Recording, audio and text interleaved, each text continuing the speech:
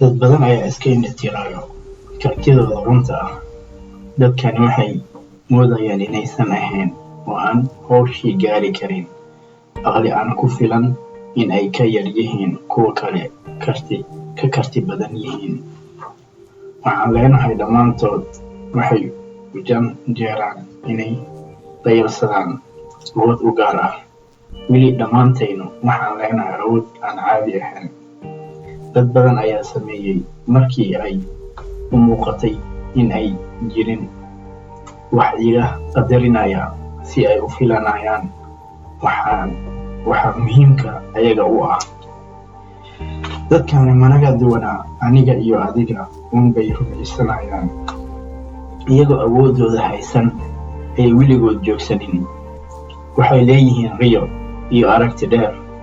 Waxay ku dagaaltameen sida riyadoodii ugu rumowdo. Maanta waxaan jeclaan lahaa, waad garan kartaa inaad adiguna samayn karto.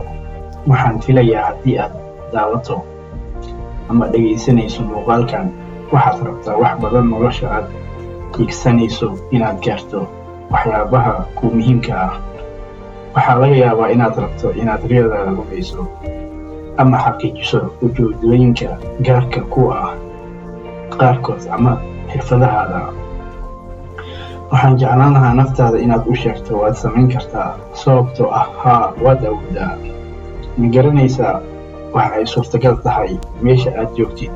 Kuma dhahayo halka aad iga dhegaysanayso, laakiin noloshaada caadiga adduunkani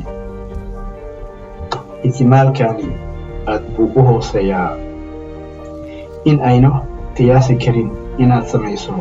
Ma jiro si aad u gaarto guul weyn. In halkan joogno hadda waa mucjiso, ama wax kasto aad adiga ugu yeerto. Ha u malaynin inaad jirto sabab aan halkan u joogno. Sabab kasto ha ahaatee, adiga keliya ayaa samayn karo sababtaas ay rumowdo. Haddaad sidaas isdhahdo, ma awoodid inaan samayn karin, ama aqoon ma haysatid, meel qaldan baad ku dhalatay, ama waqti xun, ma u malaynaysaa inay noqon doonto suurtagal? Dhammaanteen waxaan leenahay awood weyn oo aan iska indhatirno. Nasiib daro in badan jiritaankeennu. Noqo qofka aad rabto, sababtoo ah waad awoodaa. Ku guulayso riyadaada ama hadafyadaadu, sababtoo ah waad awoodaa. Horey u soco, xitaa adigoo wax walba samaynayo. Tillaabooyinka yaryar xataa qaad, laakiin horey u soco. Ka bax aagga raaxada. Ha dhagaysan dhammaan cudurdaar aad isku dhiibto. Samee wax adiga ku quseeya. Jooji cabsida aad ka qabtid dadka kale indhahooda. Joojiya dhegaysiga dadkaas, kuwaas oo ku dhahaan ma awoodid ama taas macquul ma aha.